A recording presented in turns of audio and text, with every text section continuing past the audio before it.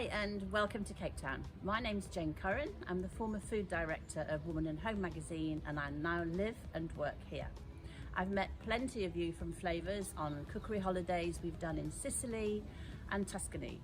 And when the world is a little less crazy, we'd hope to welcome you here to Cape Town and discover this beautiful, fabulous city for an extraordinary food and wine experience. So over the next few months, we're going to be sharing some cookery videos, some recipes to inspire you. And today we're going to cook a very typical Cape Malay dish, which is popular all over South Africa, called Babootie. So welcome to my kitchen. So here we are going to cook this dish, Babootie. It's a Cape Malay dish, and the Malays were brought over from Indonesia in the 17th and 18th centuries as slave workers to work on the docks of the Dutch East India Company. Their descendants obviously are still here in Cape Town, in a beautiful part of Cape Town called the Boerkat. You may have seen pictures of the brightly coloured houses. The Cape Malay cooking has an awful lot of spice and sweetness going on. The South Africans love their sweetness. So they love dried apricots in savoury foods, apricot jam, fruit chutneys. So you get that lovely mixture of hot and sweet. So here we go with the Babootie. It's a very simple dish to make. It's a spiced mince, which is topped with a savoury custard. So a great dish for the British autumn. So I've sweated off here 2 chopped onions. I'm sweating off so they're soft. Now this does take 20 minutes to half an hour, so don't rush it. You don't want to burn them and you want them to be nice and soft and sweet. Now to this, see they're all cooked perfectly. To this we're going to add the spice paste we've made. It's very simple. It has turmeric, medium curry powder. I use garam masala, which has a bit more of a blend going on to it. There's a little bit of sugar, some salt, some pepper, some cider vinegar, and it's all mixed up to a paste. And you cook that out in the onions because you don't want to have that unpleasant taste of raw spice. So I'm going to turn up the heat and get all this mixed in and cooking away.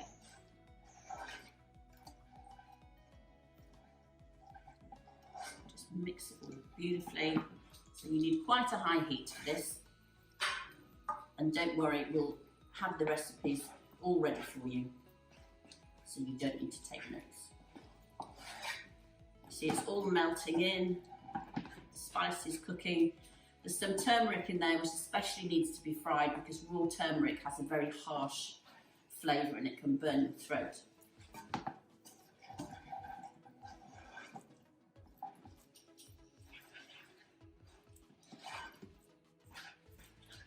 You can really smell it now. There's a lovely scent of spice.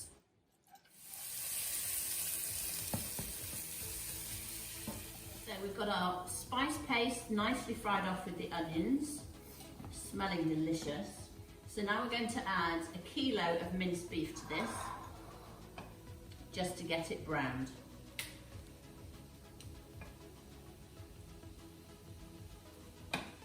Now some South African recipes use minced lamb, which is completely fine too. This is just my preference because I find minced lamb can be a little bit fatty. So I prefer it with beef, and there are so many versions of this recipe, so don't get the recipe police on me by saying this isn't authentic. This is just the way I like to cook it and the way we eat it at home. So we just keep browning that on over a high heat.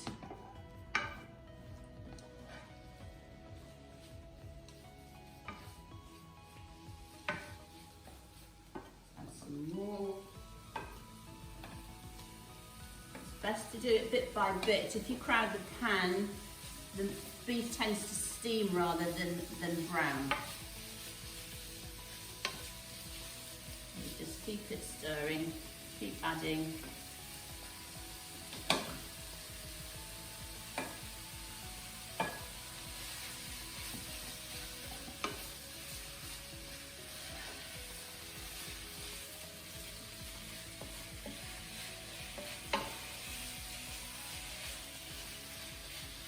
And the meat is going to be baked in an oven-proof dish which you've buttered at 180 which is about 160 Fran or gas mark 4.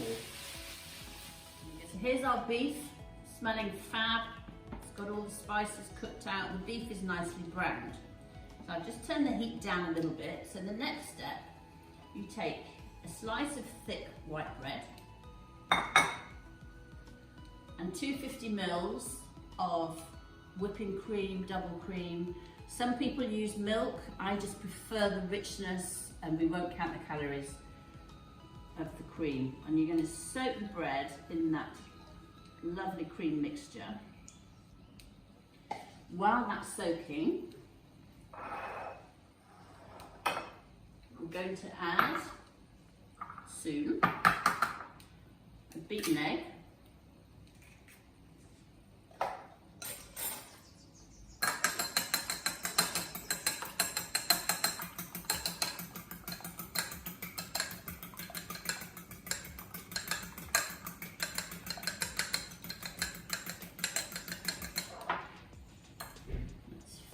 over so it gets nice and squidgy.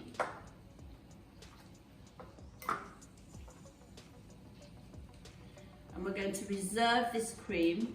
As I said, you can use milk if you prefer, to make the custard topping.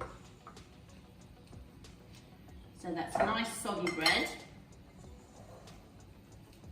which we're going to put into a bowl and mash it up to a bit of a paste.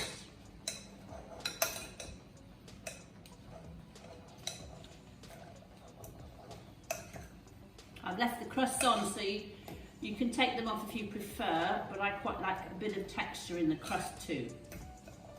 But you'll need to sort of chop through it with your fork. So that's it. So the beaten egg goes in with the mashed bread, and then spicy fruit chutney. So here in South Africa we use Mrs. Ball's, which is an iconic brand and a really great chutney, but if you can't find it, just use any fruit chutney you have. 3 tablespoons. So, I'll pop you in there, and then you mix all of this together.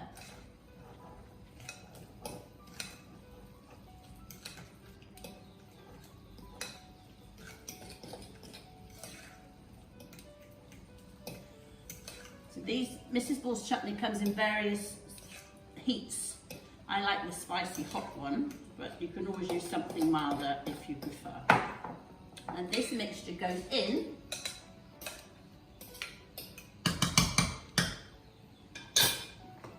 to your bread, to your meat.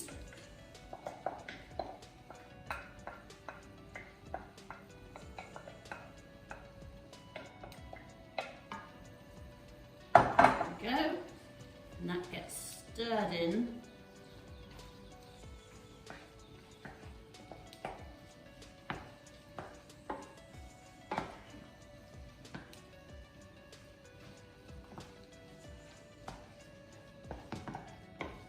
All nicely mixed through.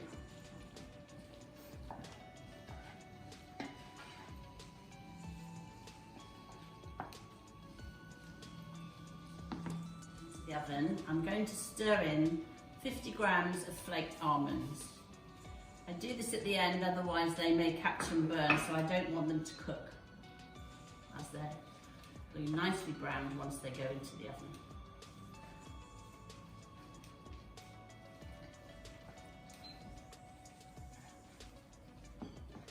Go, and we're ready for bake. Okay, so here we have a buttered oven proof dish. This is about a 20 centimetre square dish, so anything around that size will work perfectly. So we're just going to pile it all in.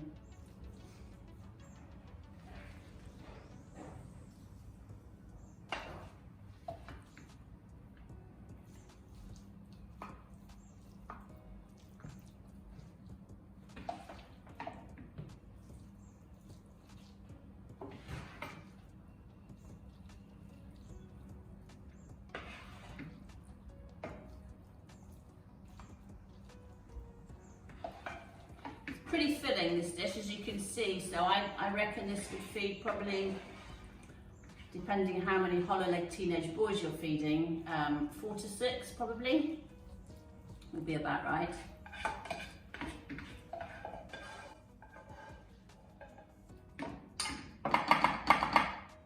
So then just flatten it all down, push it into the corners. So to make our savoury custard topping, I have the cream here which has been left over from soaking the bread. And into the cream I'm going to beat 2 large eggs.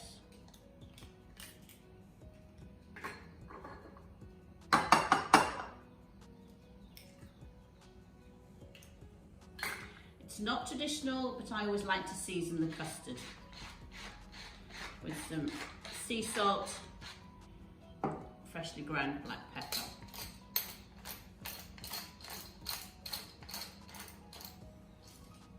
Then we're just going to whisk all that together. You want to whisk it pretty well so you don't get those stringy bits of egg white. It's just like you're making a super creamy scrambled egg mixture.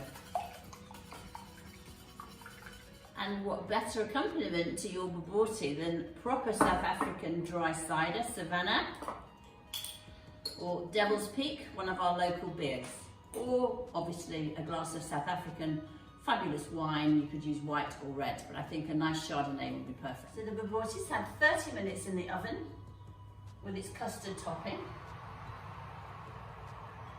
So here we go. I confess this is one I prepared earlier, as they always say, just for ease. There you can see, lovely brown on top, nicely set. I just put some bay leaves on for a little flavour, but also a bit of artistic license. So let's have a look.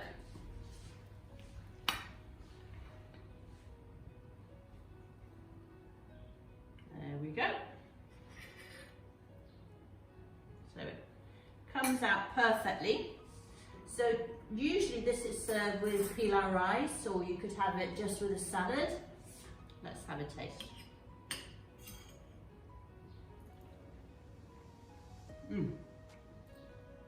So tasty, really Moorish. So yes, please enjoy and see how you get along making it yourself. Thank you, bye.